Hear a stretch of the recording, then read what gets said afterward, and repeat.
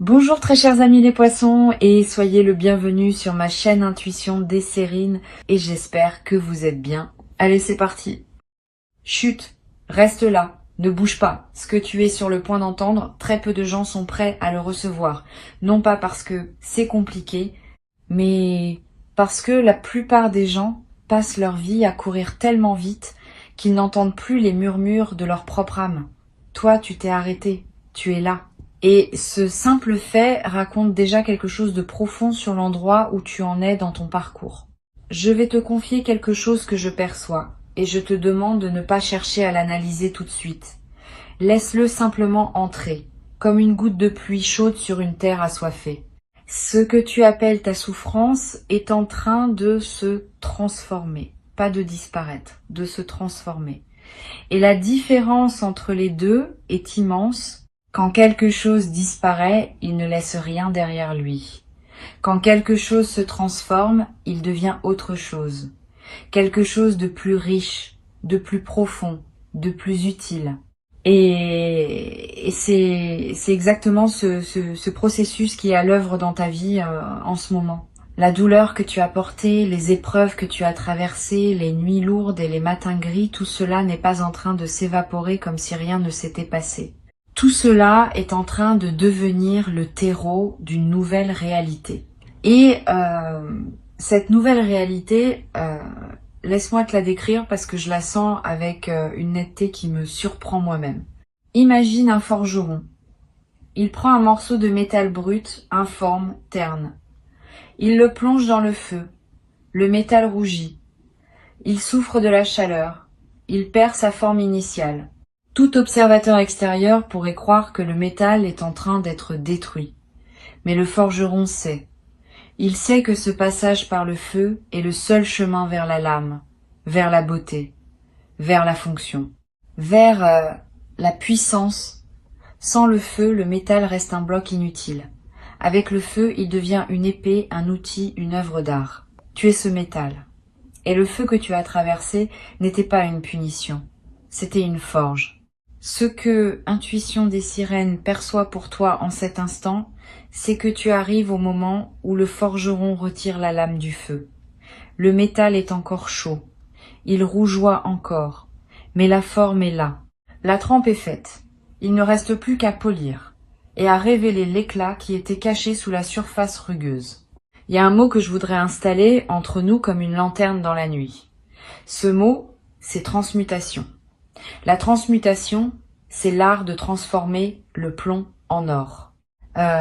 Les alchimistes d'autrefois passaient leur vie entière à chercher cette formule dans leur laboratoire. Ce qu'ils ne comprenaient pas toujours, c'est que la véritable transmutation ne se fait pas dans un creuset de cuivre. Elle se fait dans le cœur humain. Dans ta capacité à prendre une souffrance et à en extraire de la sagesse. À prendre une perte et à en tirer une liberté. À prendre un effondrement et à y trouver le socle d'une reconstruction plus solide. Et toi, sans même le savoir, tu es un alchimiste. Tu l'as toujours été. Chaque épreuve que tu as traversée, tu ne l'as pas simplement subie, tu l'as traversée. Ce verbe est important. Traverser, c'est entrer par un côté et ressortir par l'autre, c'est ne pas rester coincé au milieu. Et si tu es là aujourd'hui, en train d'écouter ces mots, c'est la preuve vivante que tu as traversé chaque tempête. Pas une seule ne t'a englouti. Pas une seule ne t'a gardé prisonnier. Tu es toujours ressorti. Peut être abîmé, peut être fatigué, mais debout, toujours debout. Et cette capacité à te relever, encore et encore, n'est pas un hasard. Ce n'est pas de la chance. C'est une force qui vit en toi, et qui est bien plus ancienne que les circonstances de ta vie actuelle. C'est une force d'âme, une résistance du cœur, un refus profond, viscéral, de laisser la nuit avoir le dernier mot. C'est cette force-là qui a préparé le changement dont je vais maintenant te parler. Parce que le changement qui arrive n'est pas un accident.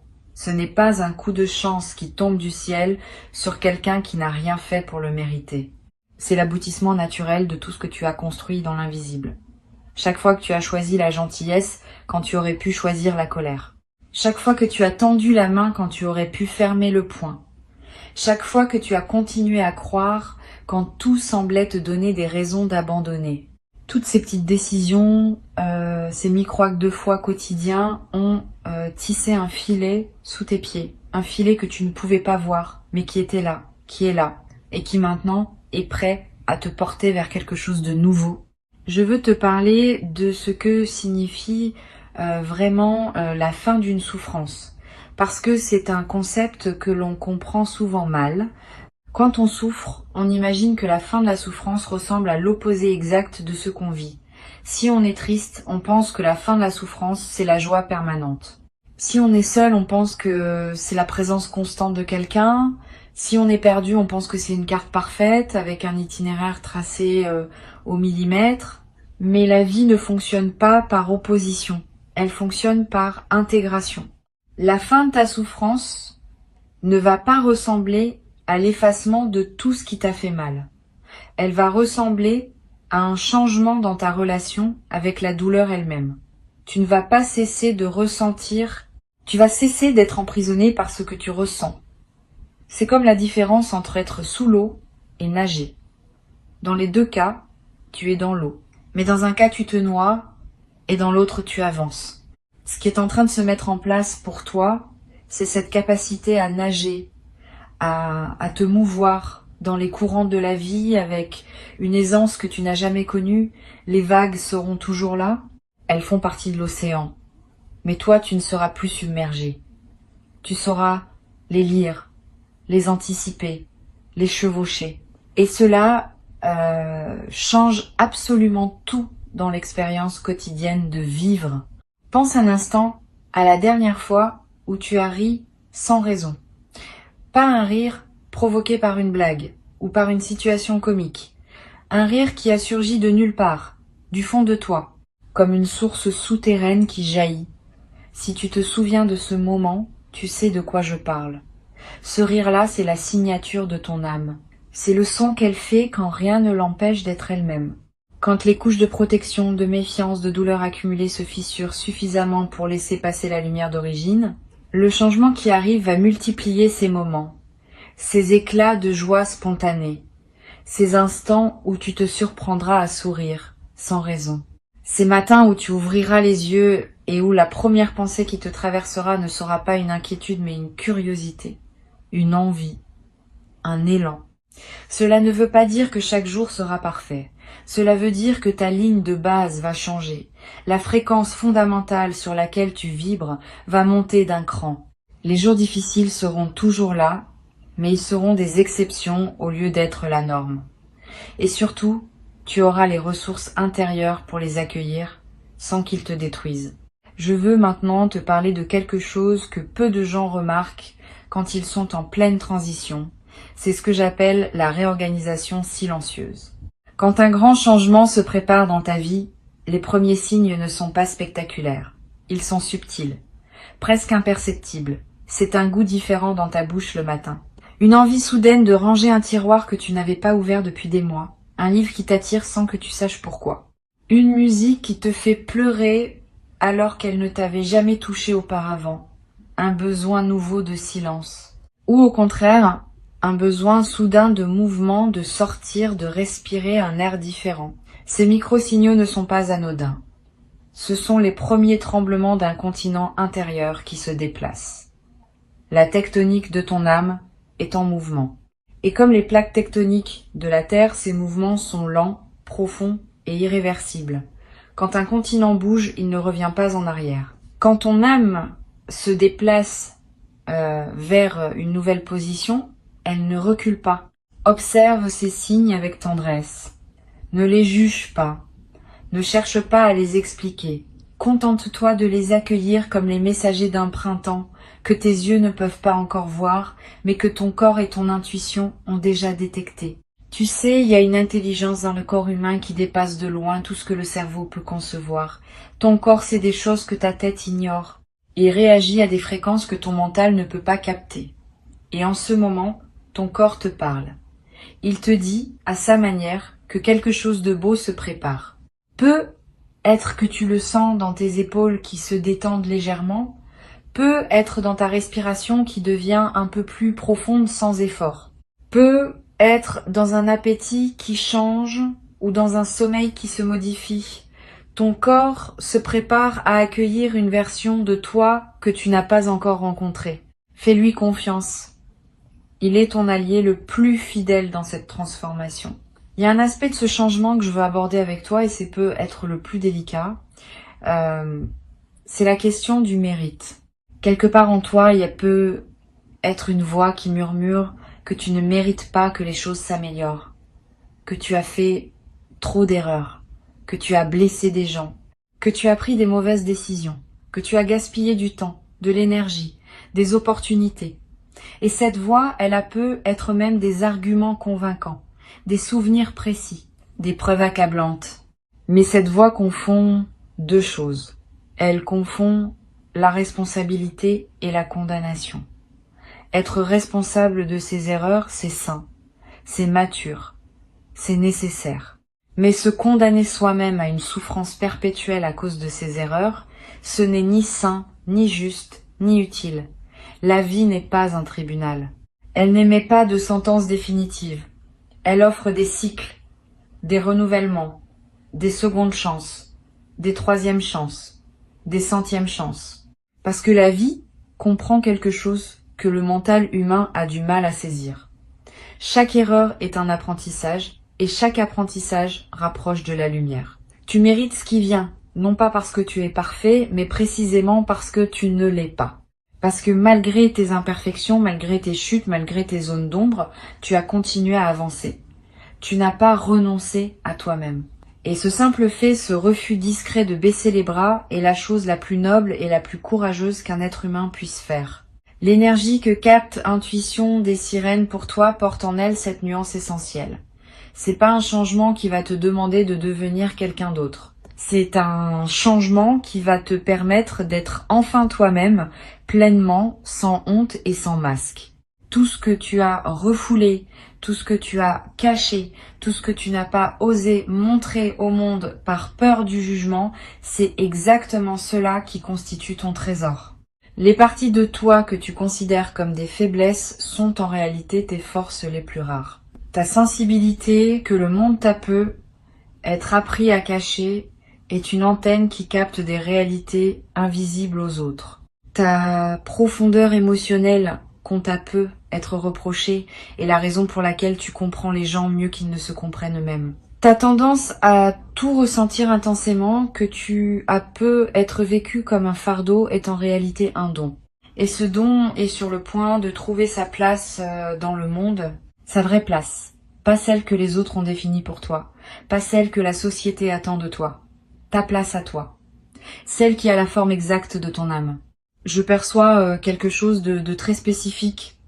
Quand je me connecte à ton énergie, c'est comme si tu avais passé des années à essayer de t'adapter à un monde qui n'était pas calibré pour toi. Comme si tu avais essayé de jouer une partition écrite pour un autre instrument, tu as fait de ton mieux. Tu as essayé d'en tirer une mélodie acceptable.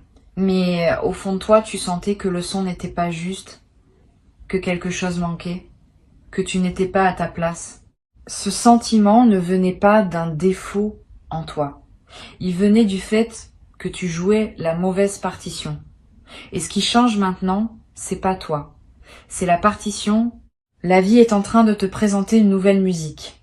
Une musique écrite pour ton instrument unique. Et quand tu commenceras à la jouer, tu seras stupéfait par la beauté du son qui en sortira. Un son que tu n'as jamais entendu, parce que personne d'autre ne peut le produire. Il est uniquement le tien. Sais-tu ce qui arrive à un fleuve quand il rencontre un obstacle qu'il ne peut pas contourner? Il ne se bat pas. Il ne se fracasse pas indéfiniment contre la roche. Il monte. L'eau s'accumule, gagne en profondeur, en puissance, en volume, et un jour, elle passe par-dessus, où elle trouve une fissure dans la roche que personne n'avait vue, où elle creuse patiemment millimètre par millimètre, jusqu'à se frayer un nouveau chemin. Le fleuve ne doute jamais de sa destination, il sait qu'il va vers la mer. Il ne sait pas exactement par où, mais il sait vers où. Et cette certitude paisible lui donne une force que rien ne peut arrêter. Tu portes en toi cette même certitude. Peut être qu'elle est enfouie, peut être qu'elle est recouverte de couches, de désillusions et de fatigue. Mais elle est là. Cette conviction sourde, presque animale, que ta vie va quelque part de beau. Que tout ce que tu traverses te rapproche de quelque chose qui mérite d'être vécu. Et voici un aspect de cette transformation que je trouve particulièrement fascinant. Quand une personne commence à changer de l'intérieur, son environnement met un certain temps à s'adapter. C'est comme quand tu changes de lunettes. Pendant les premières heures, le monde semble légèrement décalé. Tes yeux doivent s'ajuster. Et puis, assez vite, tout devient net. Plus net même qu'avant. Tu remarques des détails que tu n'avais jamais vus. Des couleurs plus vives, des contours plus précis. Le monde autour de toi est en train de s'ajuster à ta nouvelle vision intérieure. Les gens vont se repositionner naturellement. Ceux qui résonnent avec la personne que tu deviens vont se rapprocher. Ceux qui résonnaient avec l'ancienne version vont peu être s'éloigner. Et cela peut être déstabilisant au début. Mais c'est un mouvement sain, nécessaire, inévitable. Parce que tu ne peux pas grandir et demander à tout ton environnement de rester exactement le même. La croissance implique le mouvement, et le mouvement implique le changement. N'aie pas peur de ce réajustement. Il ne signifie pas que tu perds quelque chose, il signifie que tu fais de la place pour ce qui correspond vraiment à qui tu es en train de devenir. Il y a aussi, dans ce processus, une forme de deuil lumineux. Un deuil de la personne que tu étais, de ses certitudes, de ses limites, de son monde connu. Et même si ce monde te faisait souffrir, il avait au moins le mérite d'être familier. L'inconnu fait toujours un peu peur, même quand l'inconnu promet d'être meilleur que le connu.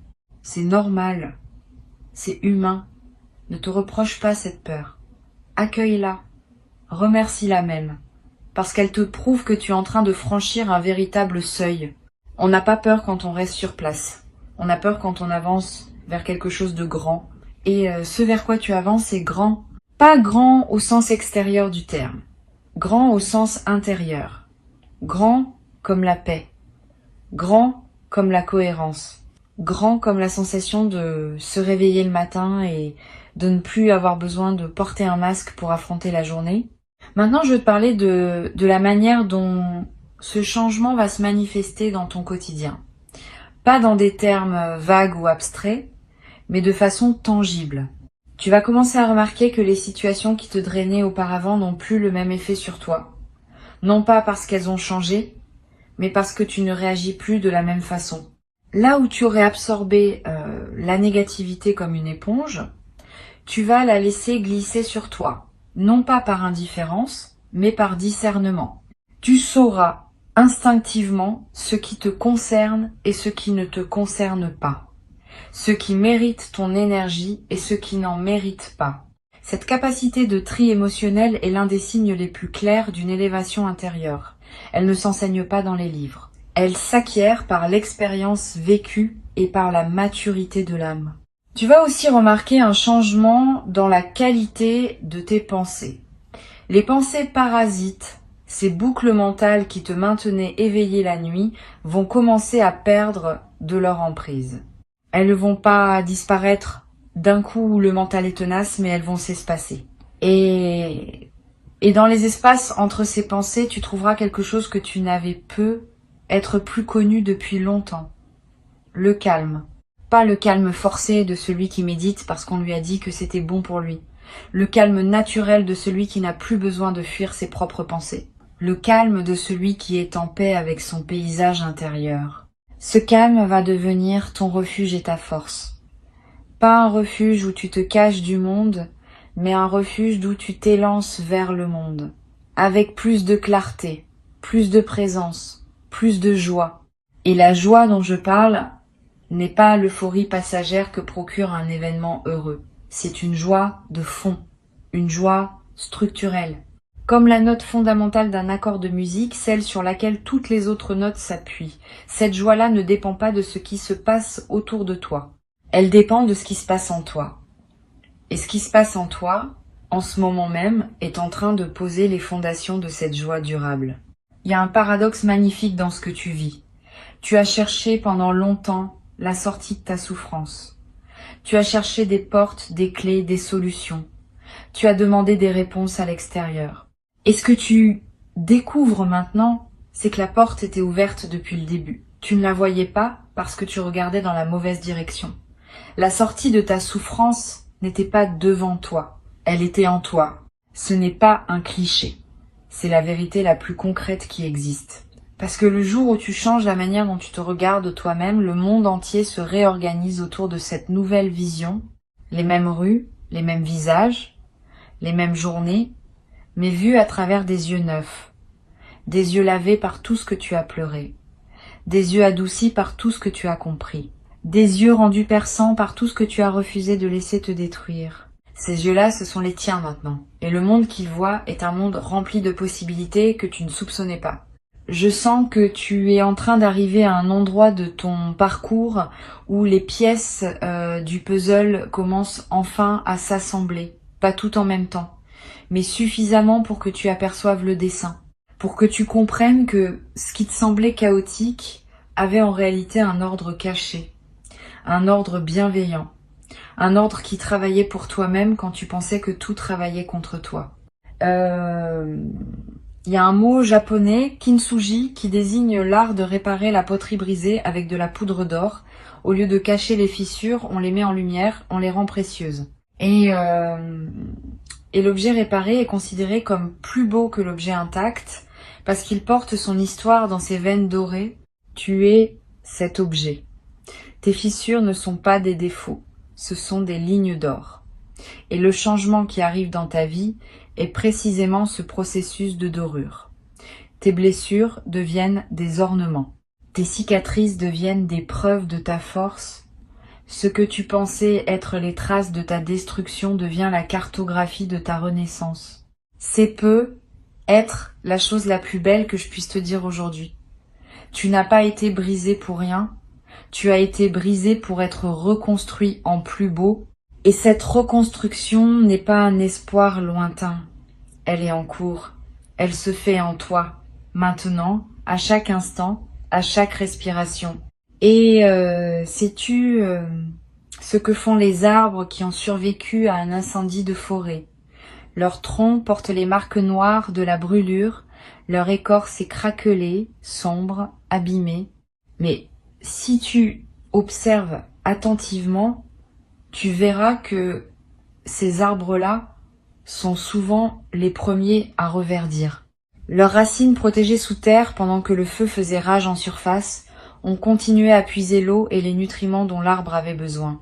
Et quand le feu s'éteint, ses racines envoient une sève nouvelle, plus vigoureuse encore qu'avant, parce que le sol autour d'elle a été enrichi par les cendres.